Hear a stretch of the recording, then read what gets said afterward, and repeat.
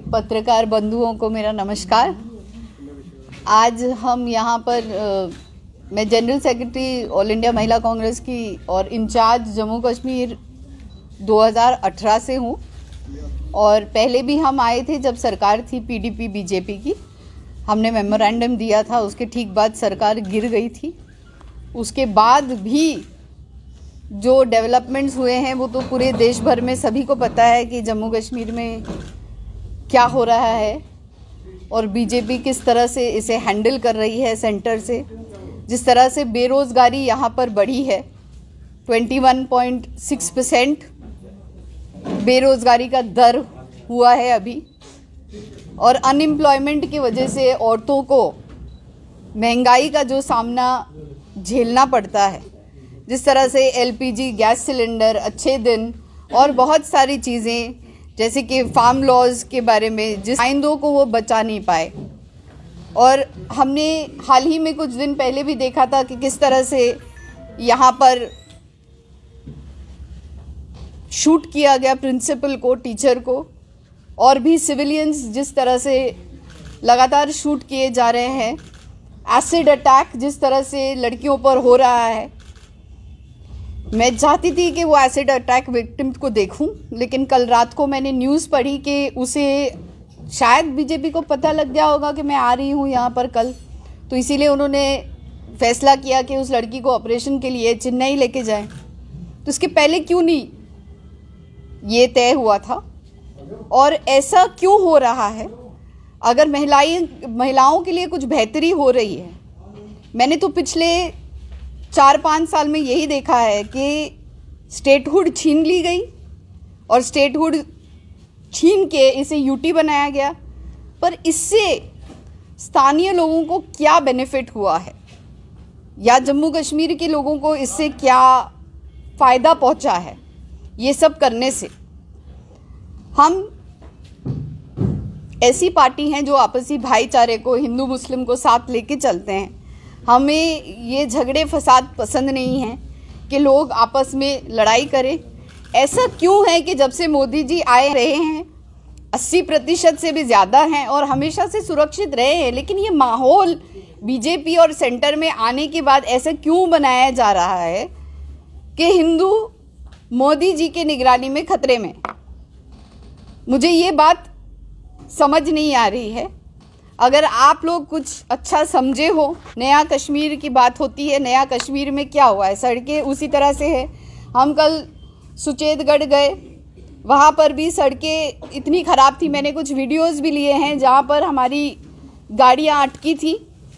एक छोटा सा रास्ता है, बीच में दोनों तरफ से गाड़ियाँ आती जाती है, तो क्या न रास्ता बना है। वहाँ के लोगों को जो गोलीबारी सहन करनी पड़ती है, उन लोगों को अल्टरनेट अकोमोडेशन नहीं दिए गए। आशा वर्कर्स जो हमारी हैं उनको 2000 रुपये भी नहीं दिए जाते, वो भी स्टाइफन उनको ठीक तरह से टाइम पर नहीं मिलता। उनको तो 10,000 रुपये मिनिमम देनी चाहिए, क्योंकि वैक्सीनेशन वो कर रही हैं, इतने अच्छा काम उनका चल रहा है।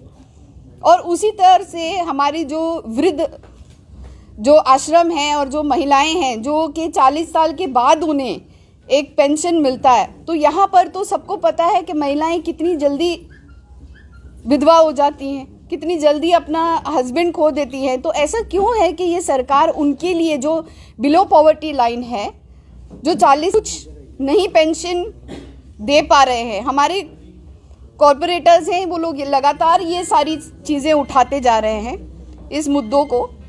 लेकिन यहाँ पर उस प्रकार से जो बीजेपी गवर्नमेंट ने सेंटर से जिस तरह से हैंडल, पहले डिमोनेटाइजेशन किया, स्टेटहुड भी छीन लिया, फिर बाकी जो भी किया आप सबके सामने, जिस तरह से लॉकडाउन्स कंटिन्यूस रहे हैं, इंटरनेट कनेक्शन के वजह से बच्चों को कितनी दिक्कतें आई हैं, बेरोज़गारी बढ़ने से टैक्स ज़्यादा हो रहे हैं, पहले ये नहीं होते थे।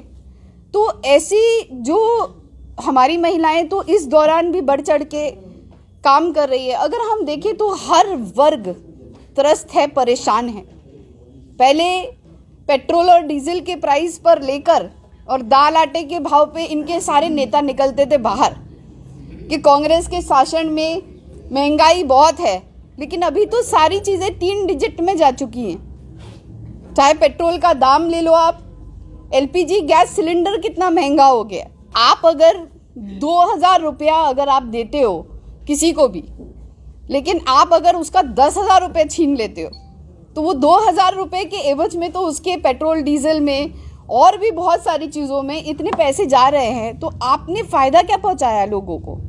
तो इस तरीके से हमारी जो आपने कल हम सुचेतगढ़ के लोगों से मिले और वहाँ पर लोगों ने हमें बताया कि किस तरह से उनकी असेंबली सेगमेंट भी छीनी गई।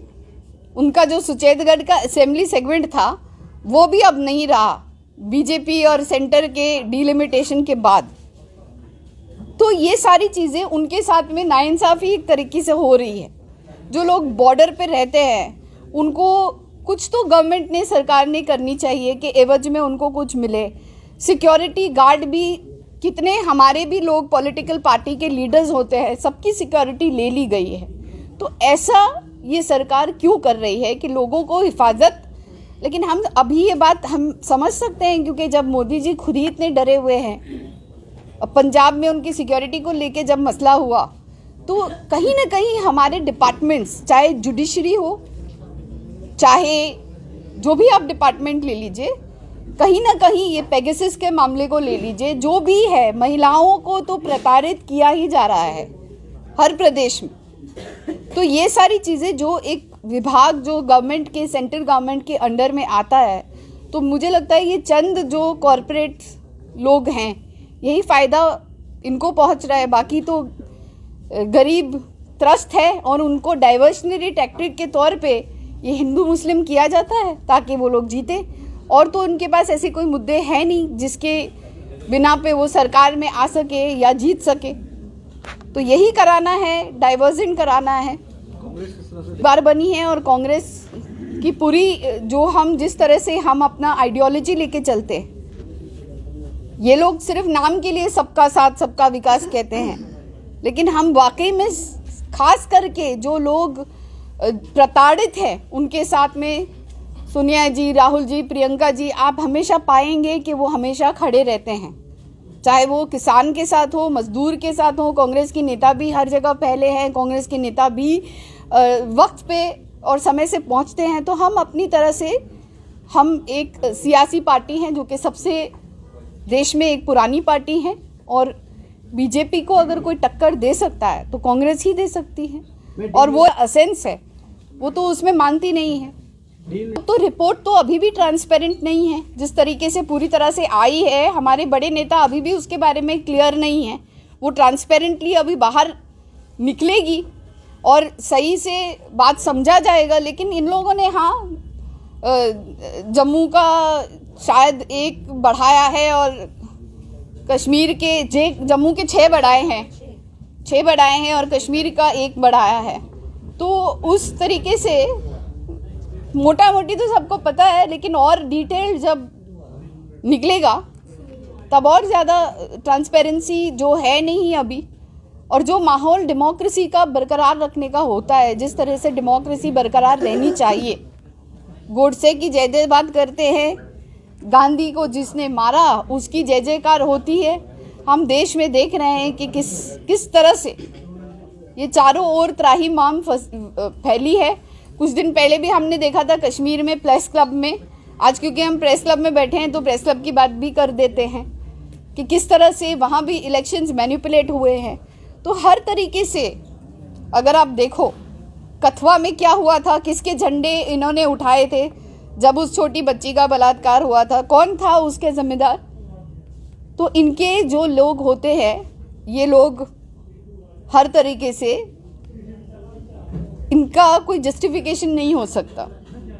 ठीक है, और कोई सवाल जवाब आपने करने हैं तो कर लीजिए।